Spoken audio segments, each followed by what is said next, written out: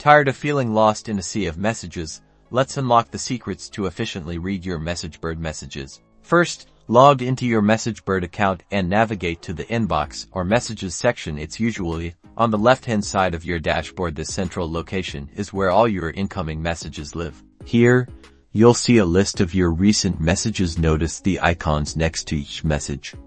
These indicate the channel it came from, such as SMS, WhatsApp, or another supported platform. Click on a message to open it and view its full content. This will display the sender's information, the message body, and the timestamp. To quickly find specific messages, use the search bar or filter options. You can filter by channel type, contact, date range, or even keywords within the message content. This is incredibly helpful for locating particular conversations for review or follow-up. For more advanced users, Messagebird's API allows you to programmatically retrieve messages. This is done by using the unique message ID in your API request. Refer to Messagebird's API documentation for detailed instructions. And that's it. By mastering these methods, you can effortlessly read and manage your Messagebird messages, improving efficiency in your communication strategy, customer support, and overall message analysis.